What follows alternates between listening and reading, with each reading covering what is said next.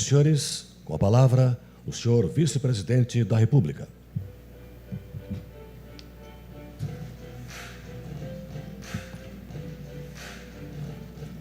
Não, precisa do óculos. Passador. Passador.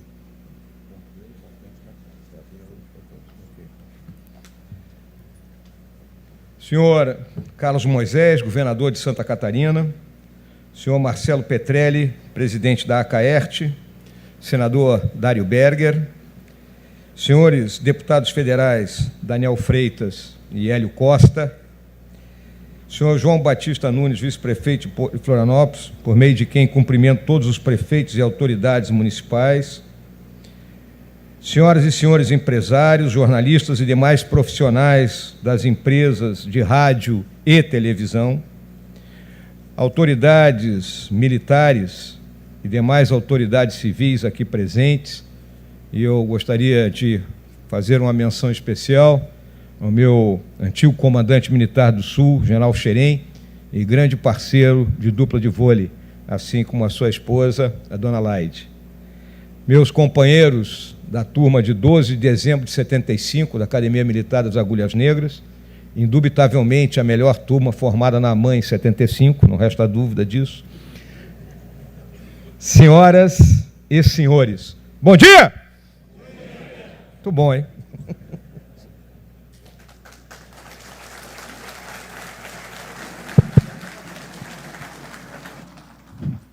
A minha finalidade aqui não é realizar uma palestra, é mais conversar com a plateia seleta, como esta que aqui se encontra hoje, sobre os desafios, né, que o nosso país enfrenta nesse mundo do século XXI, né, e quais são, digamos assim, os grandes objetivos e as grandes metas do governo do presidente Bolsonaro. Eu acho de extrema importância que todos entendam que e nós que estamos no governo acreditamos muito numa frase que está escrita na entrada da área de estágio de paraquedista, onde a gente se forma paraquedista. Ali diz o seguinte, que não me interessa o que você fez ou deixou de fazer, e sim o que irá fazer a partir de agora. Portanto, aquilo que ficou para trás, ficou para trás.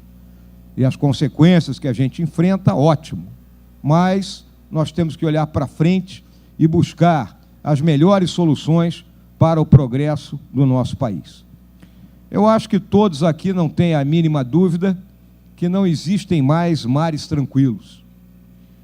Esse mundo da competitividade, da instabilidade, né, o mundo da rápida evolução tecnológica que nos cerca e que, a cada dia, aquilo que parecia novo já fica ultrapassado. Eu acho que eu tenho uma plateia aqui de gente que tem um pouquinho mais de experiência, devem lembrar com certeza de um desenho animado que havia na década de 60, os Jetsons, onde era uma família no século XXI que se comunicava falando e olhando um pelo outro na televisão, tinham carros voadores. Esse mundo chegou, senhoras e senhores. É o mundo que nós estamos vivendo. Em 50 anos, a revolução tecnológica nos transformou de uma forma extraordinária. Dentro das fases da história da humanidade, né? E aí vamos lembrar que a nossa espécie, o Homo sapiens, tem 70, 75 mil anos dentro da Terra. Não é nada. Essa semana mesmo, lá no Acre, se descobriu um fóssil que habitou aquela região da Amazônia há 8 milhões de anos atrás. Então, o que nós somos, né, dentro desse grande planeta Terra? Somos ainda uma pequena espécie que está em constante evolução, e essa evolução passa, né, pela questão tecnológica. E aí já surge hoje aquilo que se chama economia de conhecimento, que ainda está restrita a pequenos nichos. E o que é a economia do conhecimento? É a acumulação de capital, de tecnologia, da capacidade de utilizar essa tecnologia e da ciência, tudo no sentido de aumentar a produtividade. O Brasil, ele precisa mudar. E nós temos um duplo desafio: resgatar a gestão econômica e nos adaptarmos a essa nova realidade global. Não adianta querermos voltar atrás no tempo de nossos pais e avós, né? No tempo do bonde, no tempo da carroça, né? No tempo da comunicação por código Morse, do famoso piripipi, né? Que isso já ficou para trás. Né? O mundo não tem mais fronteiras. As fronteiras foram derrubadas pelo aparelhinho que cada um de nós carrega no bolso e que nos permite, num simples tocar de dedo, saber o que está acontecendo em qualquer parte da nossa terra. Precisamos, sim, retirar o peso da ineficiência das costas de quem trabalha, investe e produz. No dia 1º de janeiro, perante o Congresso Nacional, o nosso presidente definiu a nossa missão: restaurar e reerguer nossa pátria, libertando-a definitivamente do jugo da corrupção, da criminalidade, da irresponsabilidade econômica e da submissão ideológica. A nossa visão: fazer do Brasil a maior, a mais vibrante e mais próspera democracia liberal do Hemisfério Sul. Então essas são nossas grandes tarefas. Aí o mundo de hoje, não é? Um planisfério. Observem que há uma deformação nessa projeção, né? A Rússia parece muito maior do que realmente é, a China até um pouco menor. Mas o que é importante a gente notar? Né? Que as grandes civilizações estão aonde? Acima da linha do Equador. Abaixo dela, ninguém mais se destaca. Então, aqui está o nosso Brasil, um país tropical. E o nosso destino manifesto é exatamente este: sermos a grande civilização ao sul do Equador. Temos aí a África, com suas guerras tribais, a região ao sul do Saara, dividida no lápis e papel na Conferência de Berlim de 1885, e que levou a essa série de conflitos, eu vou mostrar mais à frente, que a África enfrenta. O Oriente Médio na sua constante ebulição, o ressurgimento, não é, da animosidade religiosa. Não é? Vamos lembrar que agora existe uma forte penetração islâmica na Europa. E se nós lembrarmos ali que depois entre o ano 500 e o ano 1000, não é, o islamismo avançou pelo norte da África, subiu pela Península Ibérica e foi detido no ano 700 e alguma coisa por Carlos Martel na Batalha de Poitiers. E aí ele não avançou para a França dentro. E hoje ele está avançando por toda a Europa. Então, é a situação, é o mundo que nós estamos vivendo. Esse mundo do século XXI apresenta desafios enormes às instituições internacionais criadas no pós-Segunda Guerra Mundial, notadamente a Organização das Nações Unidas. A ONU, com seu Conselho de Segurança, que não representa, no final das contas, a realidade do concerto das nações, pois aqueles 5 grandes que venceram a guerra ainda têm um poder de veto. E aí temos o papel da Rússia.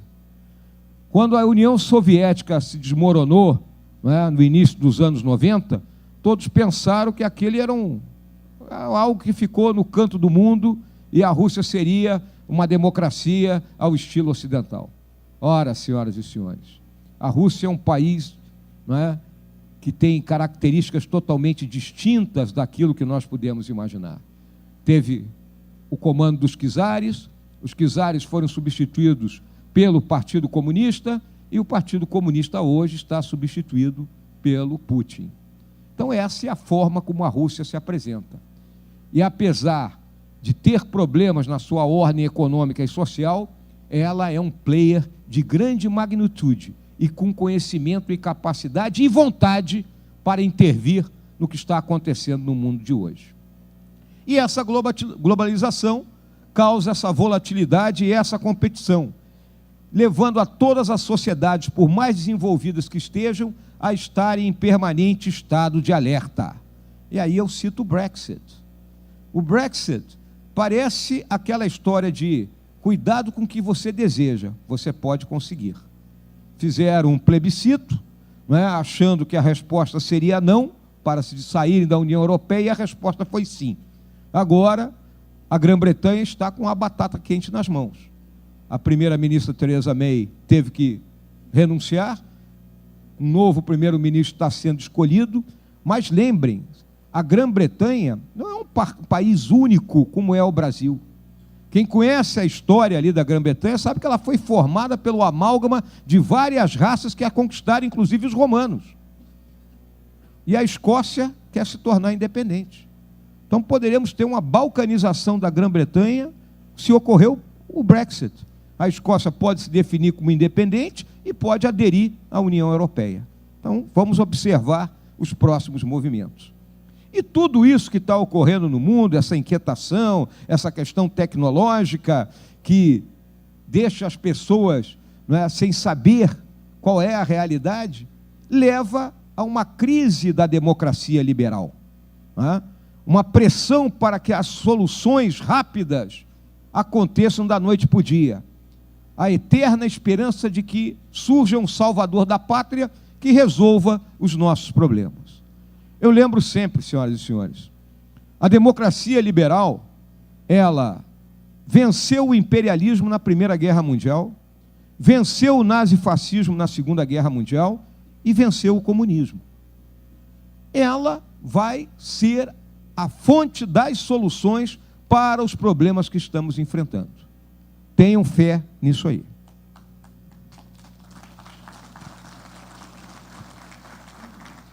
Essa é a foto do mundo de hoje, né?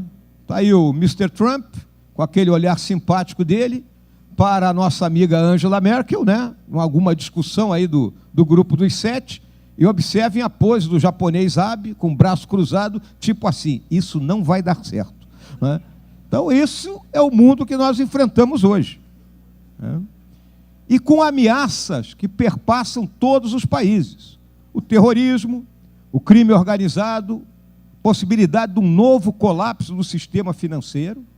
Vamos lembrar que em 2008 o mundo, com aquela questão das subprimes, esteve no limiar, não é, dessa crise. Fluxo de capitais ilícitos, daí a importância do COAF, migrações ilegais, conflitos armados, que eu vou me referir depois, doenças que a gente achava que estavam erradicadas e que voltaram, esgotamento das fontes de energia, principalmente em regiões como a África, como a Índia está acabando a água lá. Onde é que eles vão buscar água depois? A espionagem, instabilidade dos regimes, possibilidade dos sistemas de informação colapsarem, não é? Nós estamos no Tera, no Super Tera, e cada vez mais dados sendo acumulados. Assimetrias ampliadas, diferenças tecnológicas que levam a essa desigualdade que se vive, e é por isso que eu me referi que a economia do conhecimento está restrita a pequenos nichos. A guerra cibernética, estamos vendo aqui um pedaço dela nesse hackeamento das possíveis mensagens trocadas entre o ministro Sérgio Moro e os procuradores da Força Tarefa da Lava Jato, e óbvio que as catástrofes ambientais e climáticas. E aqui o nosso estado de Santa Catarina já passou por várias delas ao longo dos últimos anos. E aí uma coisa tem que ficar clara, senhoras e senhores, o clima mudou. Não resta a mínima dúvida. Nós que somos mais experientes, já vivemos um pouco mais, basta comparar com 40, 50 anos atrás. Eu costumo citar sempre o exemplo do apartamento que era do meu pai lá em Copacabana, no Rio de Janeiro, não é? E que hoje me pertence. É um apartamento de último andar, então no verão bate sol de cima, de lado, de tudo que é jeito. Há 40 e poucos anos atrás, a gente dormia de ventilador. Hoje, no verão, nem pensar em dormir de ventilador ali, que não haverá sono em hipótese alguma. Então o clima mudou. O que se pode colocar em discussão, isso sim, é se isso faz parte da sazonalidade, da senoide da vida da Terra, ou é algo que veio para ficar. Esses são os conflitos do mundo de hoje. Então, eu vou me referir na África, a região central da África é uma guerra só. né? República Centro-Africana, o Congo, onde já temos um general nosso lá comandando a Força de Paz, e onde o general Santos Cruz foi comandante, né? A Nigéria, com a guerrilha do Boko Haram, a Líbia, o chifre da África, a Somália, né? O Iêmen, o Oriente Médio no seu eterno conflito, né? A questão da Ucrânia, Índia e Paquistão, e observe o México. Por que o México? É a guerra do narcotráfico, senhoras e senhores. No México, as Forças Armadas estão em permanente confronto com essas quadrilhas do narcotráfico. E o nosso Brasil, assim como a Colômbia, já aparecem numa forma mais escura. Por quê? Porque aqui o narcotráfico também atua como uma guerrilha, né? E dividida na força de guerrilha, força de sustentação, força de apoio, e obriga as nossas polícias em todos os níveis a um trabalho incessante e afeta aquilo que é digamos assim, das liberdades primordiais de qualquer ser humano, a liberdade de não ter medo. Hoje, a gente não sabe quando um filho ou um neto sai de casa para uma festa, se ele vai voltar, porque poderá ser submetido a uma ação desses marginais. E vivemos o dilema de Tucídides. Tucídides, historiador grego, aquele que contou a história da guerra do Peloponeso. E o que ficou conhecido como o dilema de Tucídides?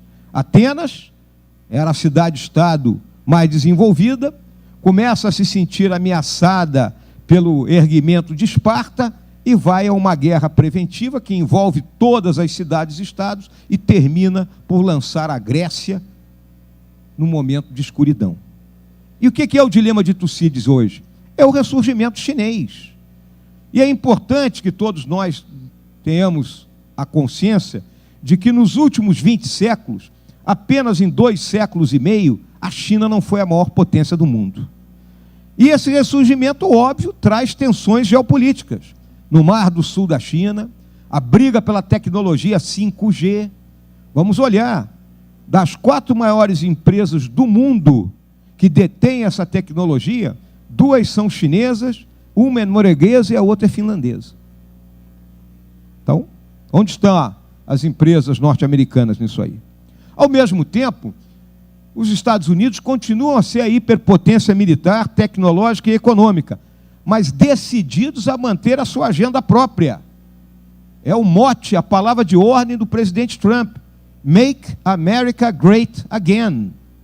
Essa é a palavra de ordem dele, e que entrou firme naquilo que se chama América Profunda, que é o meio oeste americano, a espinha dorsal ao longo ali do rio Mississippi, da bacia do Mississippi, Missouri. Os Estados Unidos gasta 1/3 do que o mundo gasta com a indústria de defesa. São 600 bilhões de dólares, em torno de 2,4 trilhões de reais. É 1 trilhão quase a mais do que nós temos de orçamento para o Brasil como um todo. É 2,5 vezes o que a China gasta. Os grandes blocos econômicos, políticos e militares com dívidas. Existe um endividamento global. Mas a ordem pós-Segunda Guerra Mundial resiste e, como eu falei, a democracia liberal precisa enfrentar esses desafios. Esse mundo em mutação, o que ocorre? Na esteira de um longo ciclo de endividamento global, juro baixo, surge um mundo mais propenso a crises políticas. Estamos vivendo uma transição de um modelo político e econômico do pós-guerra para outro ainda desconhecido e que pode levar algumas décadas até ser atingido.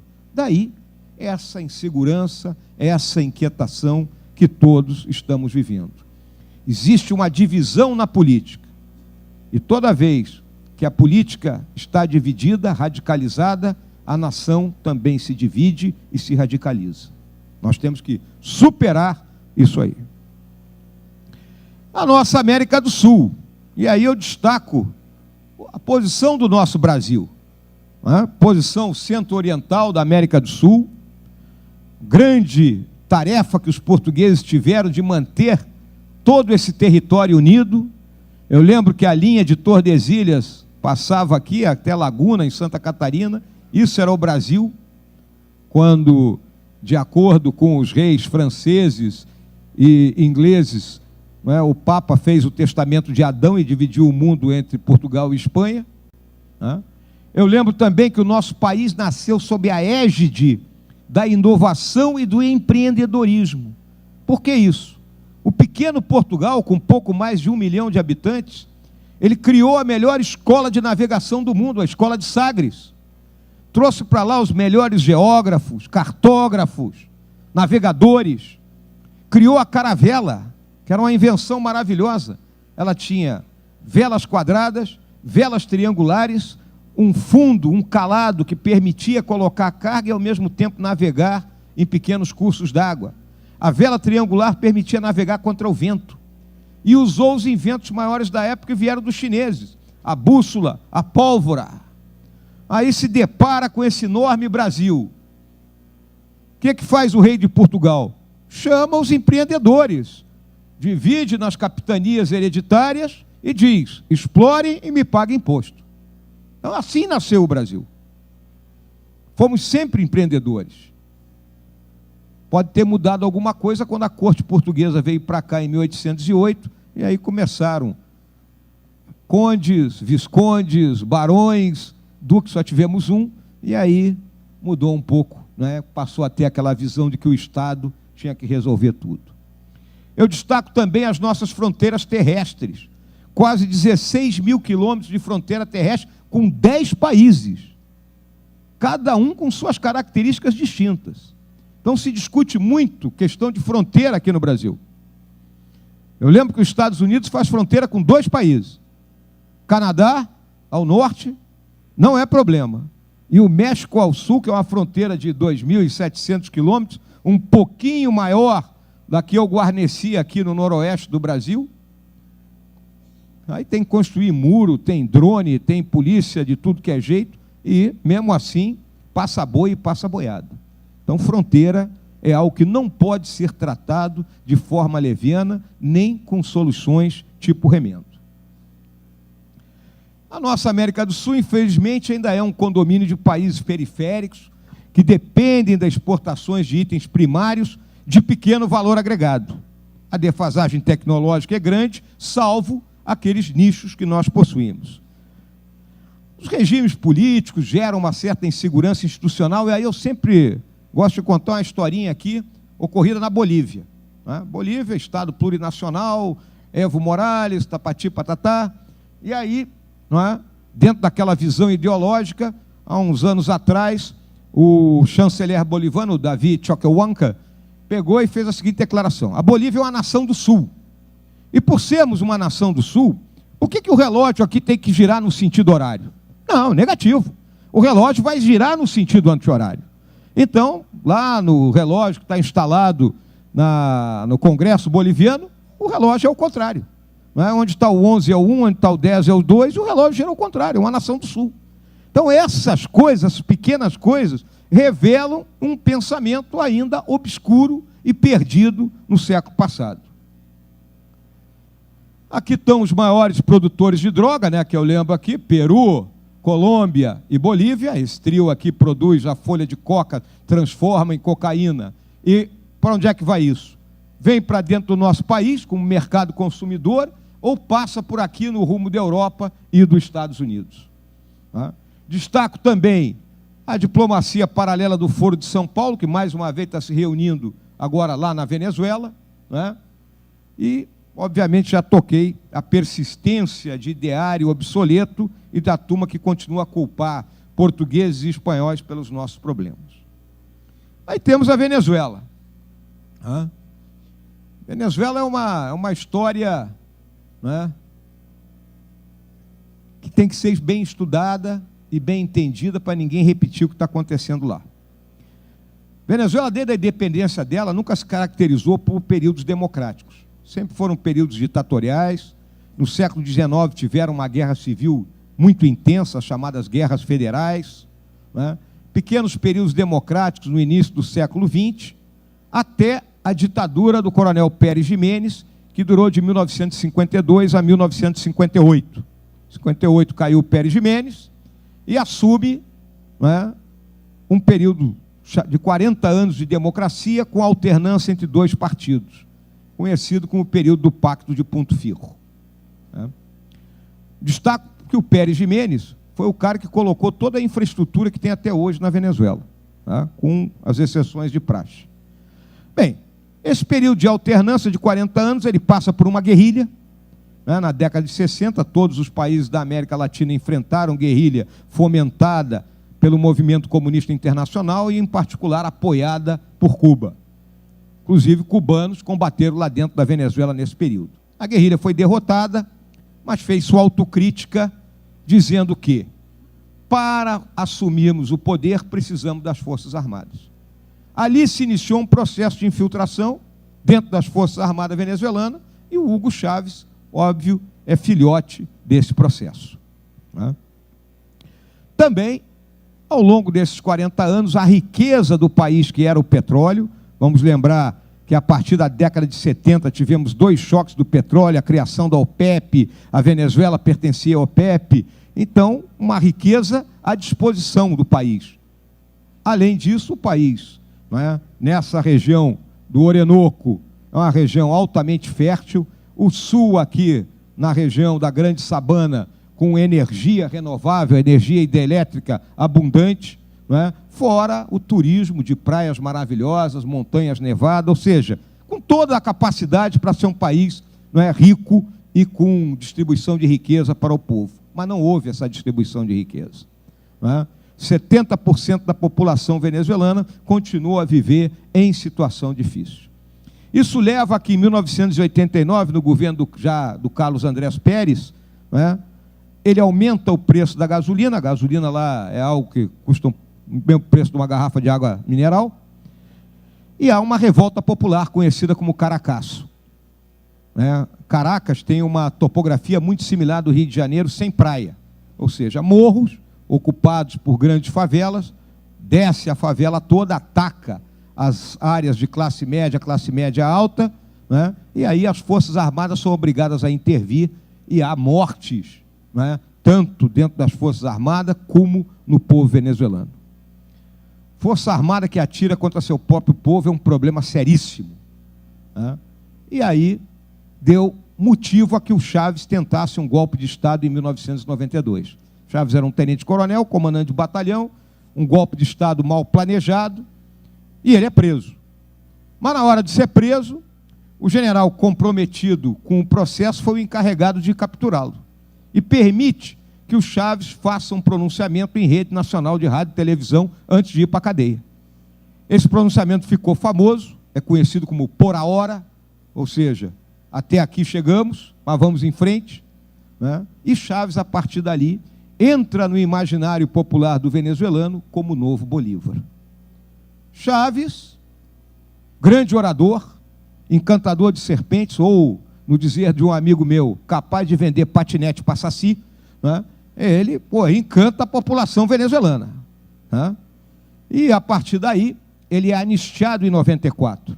Anistiado, aparece um argentino, chamado Norberto Cerezoli, com um projeto embaixo do braço, calcado numa trilogia: Exército, Caudilho e Povo.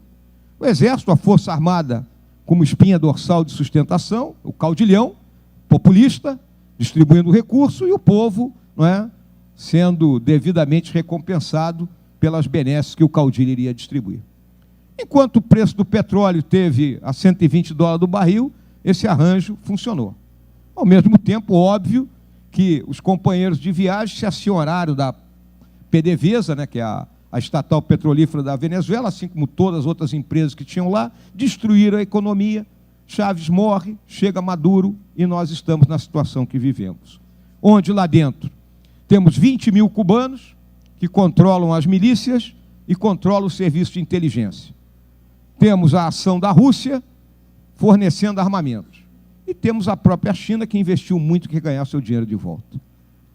Ou seja, não é uma situação fácil de ser resolvida. Por meio da pressão diplomática, política e econômica, busca-se uma solução. mas a solução é muito menos simplista do que se julga. Primeira coisa, tem que tirar esses atores externos, para que depois só os venezuelanos resolvam o seu problema. Enquanto isso, o que ocorre? Uma diáspora do povo venezuelano. Só não é pior vindo aqui para o Brasil, por quê? Observem que a linha das grandes cidades venezuelanas, onde tem a maior parte da população, está ao norte do Rio Orinoco. E essa distância que há aqui entre Roraima e o Rio Orinoco é quase de 600 quilômetros. Aqui, que é o departamento do Amazonas, aqui é selva. Não tem ninguém aí. Então, essa é a situação. O nosso Brasil, ninguém tem dúvida que tem um porte estratégico significativo, mas temos enfrentado dificuldades para transformar isso em poder. Temos os nossos nícios de pobreza, na redor das grandes cidades, que levam aos excluídos.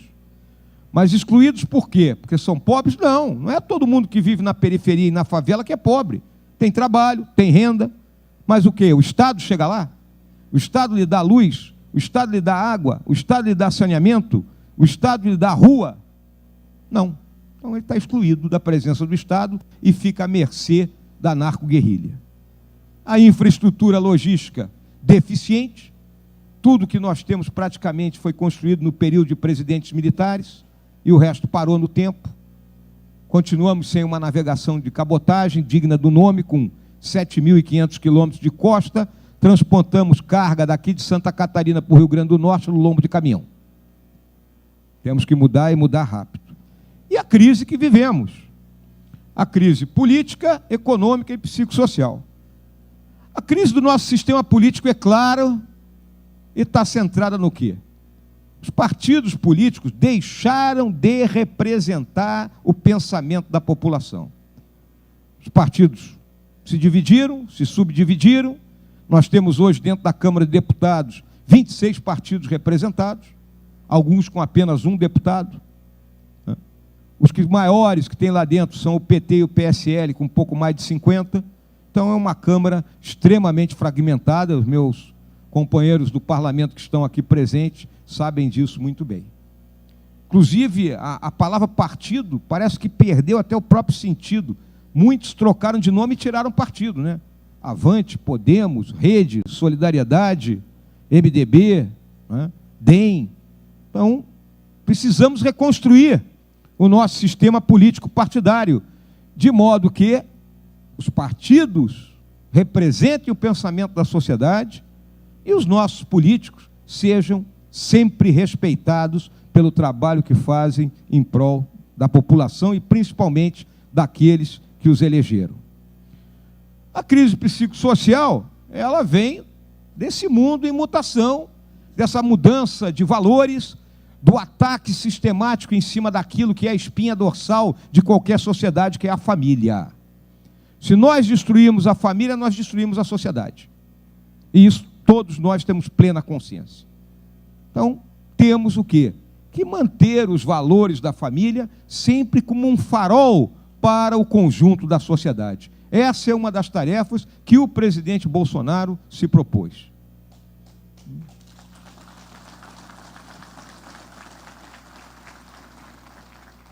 E a crise econômica.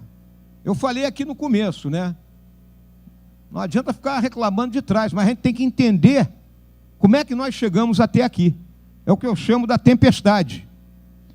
Essa tempestade, ela começa na Constituição de 88, que criou uma série de despesas, não calculou corretamente as receitas, nem fez uma previsão de futuro, e 30 anos depois, o modelo se esgotou. A quantidade de despesas obrigatórias, não é, consome 96% do orçamento. Então, o orçamento desse ano, com mais de 1,5 trilhão, para as despesas discricionárias, ou seja, para a vida vegetativa e para investimentos, nós só dispomos de 114 bilhões. 30 já foram contingenciados, estamos em 84, e semana que vem pode ter que haver um novo contingenciamento. Essa é a gravidade da crise orçamentária do nosso país. Vivemos a hiperinflação, que todos se lembram muito bem, o Plano Real, não é, com uma solução monetária, domou esse dragão, E se buscou um ajuste fiscal e equilíbrio das contas com a matriz econômica, que tinha meta de inflação, câmbio flutuante e taxa de juros. Durou até 2002. O presidente Lula eleito, né, assume o governo em 2003, Antônio Palocci de ministro da Fazenda, e naquele primeiro mandato do presidente Lula é mantida essa ortodoxia em termos de política macroeconômica. Mão firme do Palocci, mas não vamos esquecer jamais que já naquele mandato ocorreu o mensalão, né? Então foi o primeiro movimento na busca da permanência eterna no poder por meio pura e simples da compra do nosso parlamento. Bom, sob aquela pressão do mensalão, todos achavam que, bom, Lula não vai se reeleger. Mas tem aquela famosa frase atribuída aí ao Bill Clinton, a economia é estúpido. E a economia ia muito bem. Era o boom das commodities, a ortodoxia macroeconômica mantida, o país vivia bem. O presidente Lula foi reeleito. Aí, ao ser reeleito, muda a visão. Agora, nós vamos colocar a nossa visão de governo. E ele imediatamente seguido pela presidente Dilma nesse pacote. E aí, qual era a palavra de ordem? Gasto é vida. Vamos gastar, vamos nos endividar, que isso vai girar a economia, vai render mais imposto e, por consequência, o país vai progredir. Mas não foi isso que aconteceu. Criaram uma matriz econômica de endividamento, câmbio valorizado, desonerações e redução dos juros por decreto. Usando aí o BNDES, Caixa, Banco do Brasil. Nos endividamos, senhoras e senhores, entre 2005 e 2014, em torno de 700 bilhões de reais. E o que surgiu disso aí? Sete Brasil, refinarias premium da Petrobras, transposição do São Francisco e uma corrupção enorme. Ou seja, nada andou. Se perdeu esse recurso na incompetência, na má gestão e na corrupção. E estamos endividados, pagando hoje 400 bilhões de reais de juro por ano. 400 bilhões de reais é um plano Marshall por ano, aquele plano que reconstruiu a Europa destruída pela Segunda Guerra Mundial. É isso que sai do bolso de cada um de nós. Essa é a situação da conta de padeiro do Brasil, resultado primário, receita e despesa. Desde 2014 estamos no vermelho, ó. E vamos agora para 2019, a previsão é de menos 139 bilhões. Para 2020, com as medidas que estão sendo tomadas, ficaremos no negativo em torno de 40 bilhões, ou seja, 1/3, né, do que estamos perdendo, mas ainda estaremos no negativo. Ou seja, a luta titânica da nossa gestão econômica é trazer a nossa conta para o azul. E os superávites primários servem para quê? Servem para começar a amortizar o principal da dívida pública.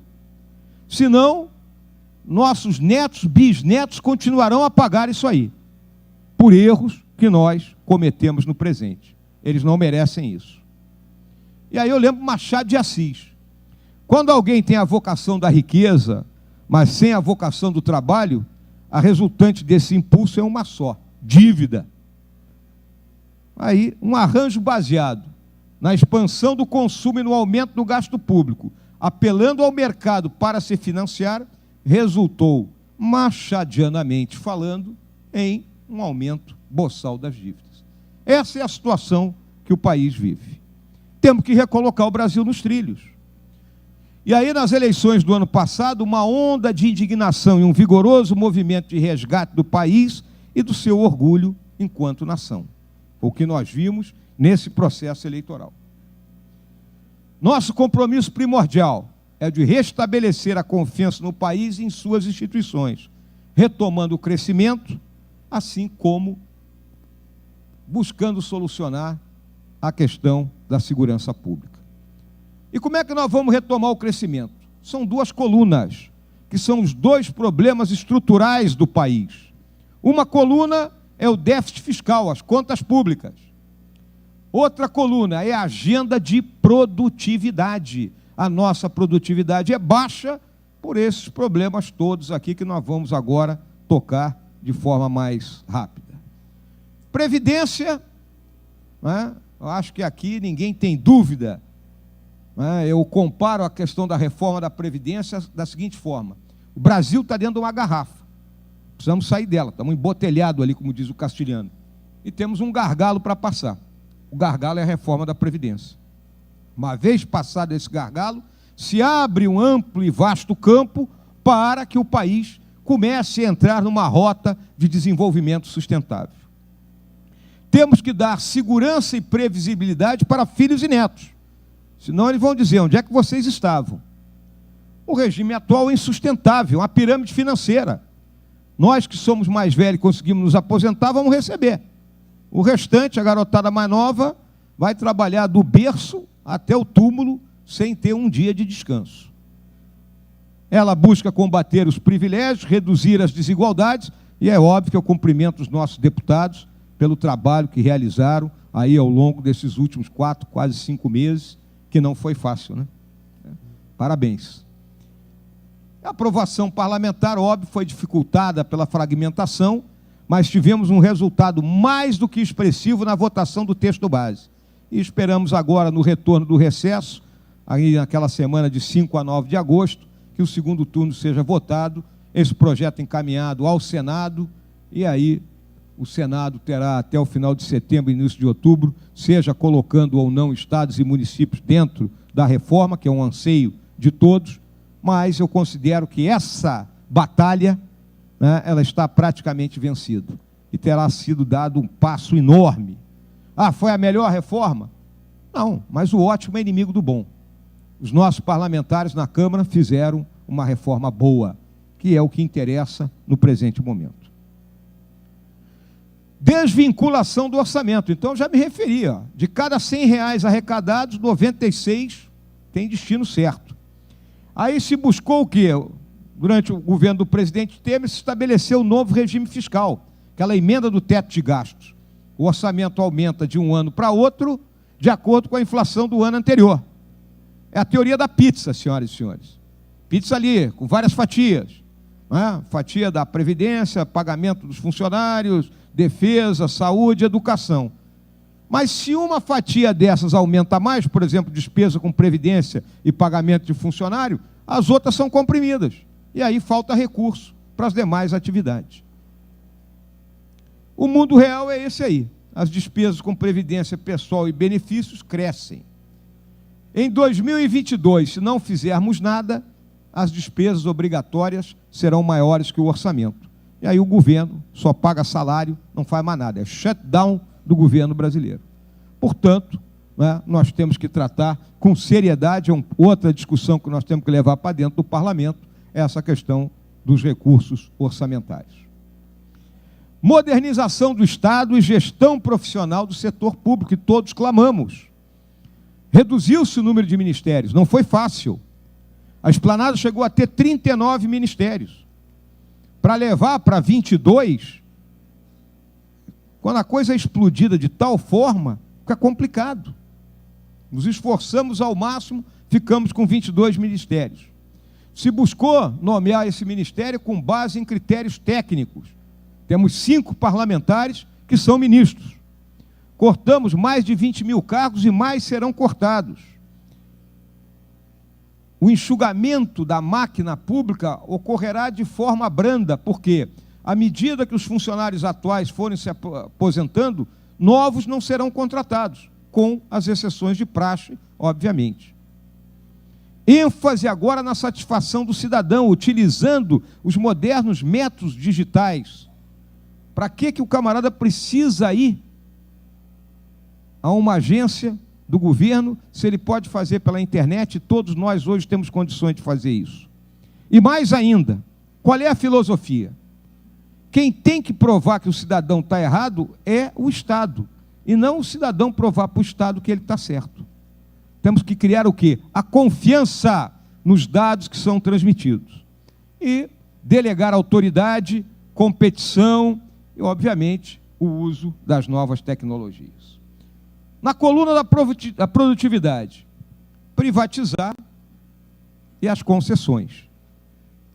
Hoje nós temos em torno de 44 empresas estatais que dependem diretamente da União, mais 88 que dependem indiretamente, mais outras tantas que são autarquias. Se somarmos mais o que tem de estados e municípios, nós temos mais de 400 empresas estatais no Brasil. Então nós temos que rever isso.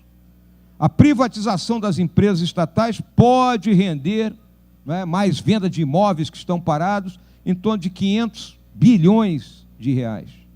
É muito dinheiro. Né? Então, é outra meta que o secretário Salim Matar está perseguindo para que em 2021 isso aí esteja efetivamente implementado.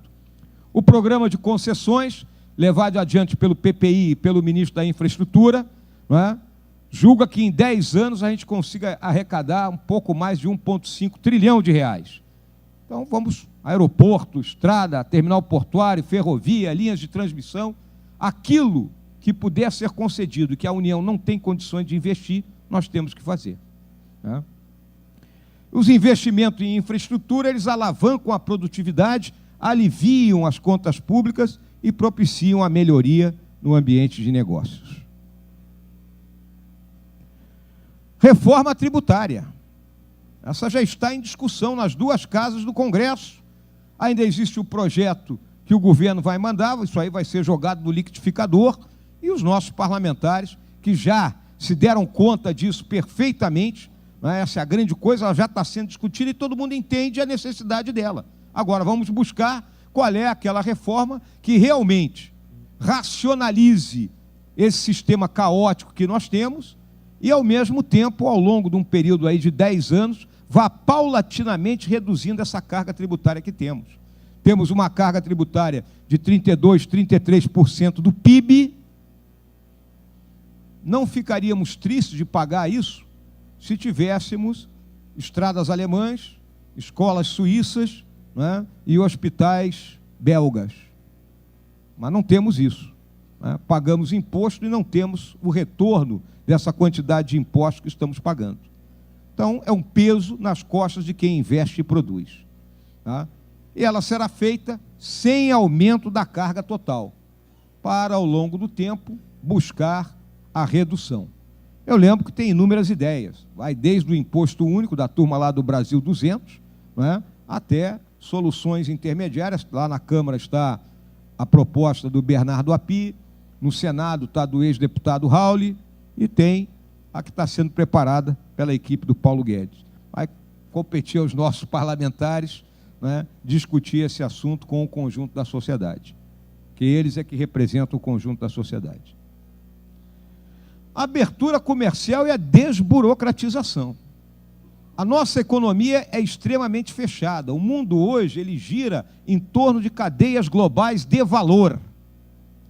Nós temos só 1,2% do comércio mundial. Como é que se verifica isso? A abertura de um país ela está, né, medida em termos de o que se produz aqui e traz insumos do exterior e o que exportamos para ser insumo fora do Brasil. Nós temos que equilibrar isso, porque aqui se produz muita coisa com algo que venha do exterior, porque somos fechados. E, ao mesmo tempo, por exportarmos, não é, produtos primários de pequeno valor agregado, eles voltam para o nosso país, não é, como um produto diferenciado. O caso mais claro é do alumínio. Nós produzimos a bauxita é extraída, mas vai embora em estado puro e volta em alumínio para nós comprarmos. Esse é o caso típico, claro. Então nós temos que superar isso aí, para nos inserirmos nessas cadeias globais de valor. Temos a medida provisória da liberdade econômica, né? Terminando sua análise lá, o relator, o deputado Jerônimo Gergen, né? Foi o relator dela, com algumas mudanças que foram feitas. E óbvio que todo mundo quer aqui desburocratizar, desregular e simplificar as coisas. Política externa, senhoras e senhores, que muito tem se discutido. Eu tive a oportunidade de estar em Washington e Pequim, e lá eu vi que os atores globais enxergam o Brasil como de extrema importância nessa situação que o mundo está vivendo. O Brasil é o país que tem espaço para crescer, espaço para que quem tem dinheiro no mundo traga esse investimento para cá. Apesar da propaganda negativa feita por alguns maus brasileiros que buscaram nos fóruns internacionais retratar o nosso presidente como se fosse o Átila Uno, que tivesse assumido o governo aqui no Brasil, né, um perseguidor de minorias, né, todo mundo com a motosserra na mão para destruir a floresta amazônica. Não é isso que acontece. E nós sabemos disso muito bem, né? Então existe uma visão extremamente positiva em direção ao nosso país. Agora, esse contexto de acirramento das tensões geopolíticas exige o quê do nosso comportamento em política externa? Flexibilidade e pragmatismo. Se há uma luta, se tem um dilema de Tucídides girando aí, nós não podemos estar pendurados nem no A nem no B. Nós temos que nos dar bem com A e com B. E lembrar sempre que entre países as políticas são de Estado e não do governo de plantão. O acordo Mercosul e União Europeia foi algo que surpreendeu a todos.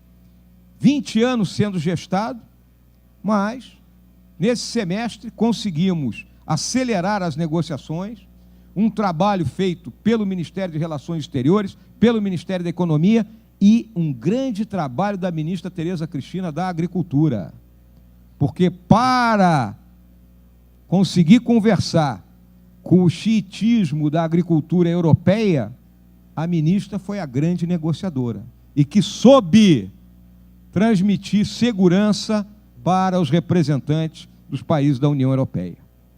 Então, esse nosso êxito internacional precisa ser conquistado aqui dentro do país. Aqui dentro do país nós temos que ver que nós estamos com uma posição extraordinária. O presidente agora assumiu, não é, a posição de presidente do Mercosul. O Mercosul deu uma alavancada, parecia que estava enterrado quase, e agora volta a surgir porque a integração regional é fundamental, tá? De modo que o país ande no caminho do desenvolvimento.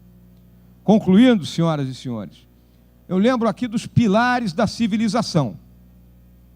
O pacto de gerações, aquela famosa passagem do bastão. A geração mais nova cuida da geração mais velha. Mas se a geração mais velha não faz o seu trabalho, a geração mais nova não tem o que fazer, vai ficar perdida.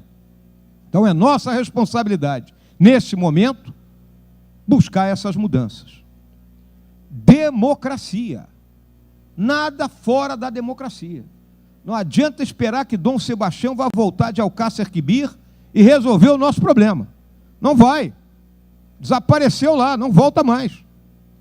Então nós é que temos que solucionar dentro do sistema democrático. E aqui tem 3 vertentes que nós consideramos fundamentais para o governo. Número 1, clareza. Todos, população, parlamento, judiciário, tem que entender o que o governo deseja. Determinação para levar isso adiante, independente dos problemas que vão surgir. E paciência, senhoras e senhores. Paciência para o diálogo, porque a política só se constrói com diálogo. Não pode se desqualificar o argumento do outro. Nós temos que buscar a convergência naquilo que a gente se entende, não é? E ouvir o que o outro tem a falar. Então, clareza, determinação e paciência. Capitalismo, porque fora do capitalismo, não é? Todos os lugares, todos os países onde foi implementado, não é, o sistema de planejamento centralizado e o controle total do Estado, nós sabemos aonde deu. Retrocesso. O último é aí da Venezuela. O Estado de Direito, sim, a lei valendo para todos.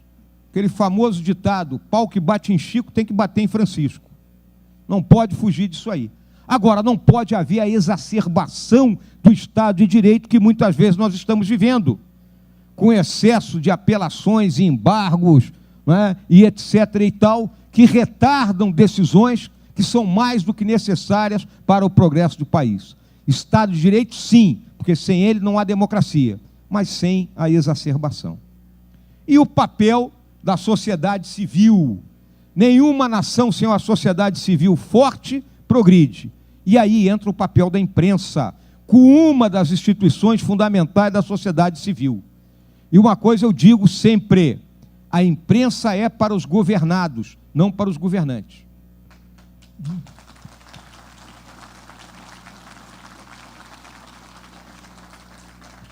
Nós temos que saber conviver com a crítica. Eu tenho falado muitas vezes que na profissão que eu exerci por 46 anos, eu não podia ser aplaudido, mas também não podia ser vaiado. Estava no 0 a 0. Agora vale tudo. Né? Então a gente tem que saber entender isso aí, né? E conviver nesse mundo. Né? As ações, então, fundamentais do governo: agenda de produtividade, reforma tributária, concessão, privatização, desregulamentação, desburocratização. O problema fiscal, reforma da Previdência, enxugamento da máquina do Estado, segurança pública, 4 eixos de atuação, legislação, que nossa legislação, ela é leniente. Camarada mata uma pessoa e em 6 anos está na rua. Agora mesmo vai para o regime aberto, né? O semiaberto, aliás, que não é semiaberto, é sempre aberto, que o cara se manda e não volta mais. Agora mesmo eu li hoje que aquele que era goleiro do Flamengo, né? Lamentável, o Bruno já vai para o semiaberto aí. Pô. Então, temos que mudar a legislação para crimes que nós sabemos que são tremendamente hediondos. Além disso, temos que trabalhar em cima da questão do sistema prisional. O sistema prisional tem que separar a marginalidade de alta periculosidade daqueles que cometeram crimes menores. Não podemos misturar isso aí. E, ao mesmo tempo, o presídio não pode ser colônia de férias. Tem que ser local de reeducação, local onde haja trabalho. Polícia, aparato tecnológico, melhoria das condições de trabalho do nosso sistema policial, integração de bancos de dados, de modo que um criminoso não saia de Santa Catarina, entre no Paraná e suma, e vice-versa.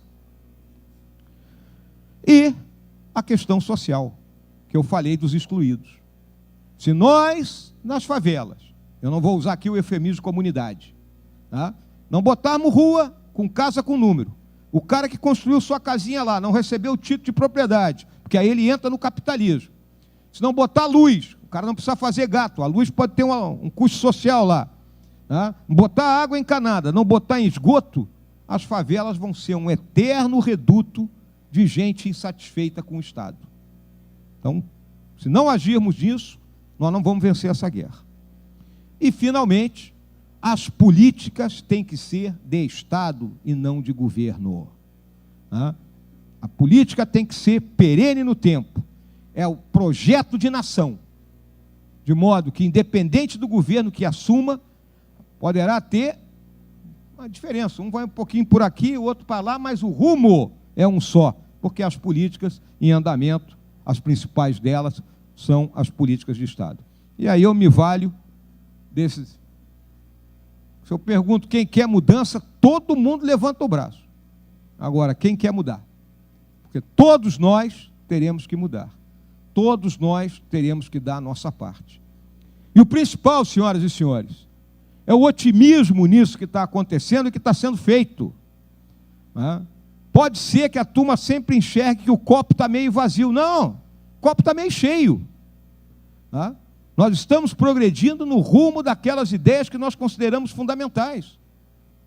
E vamos superar isso aí tudo. Nos próximos 2, 3 anos, estaremos com o Brasil recolocado nos trilhos, iniciando um momento para que a gente entre numa era de desenvolvimento sustentável. Por quê? Porque o Brasil é muito maior do que isso aí tudo. E nós, brasileiros e brasileiras, somos imbatíveis. Podem ter certeza disso aí. Muito obrigado.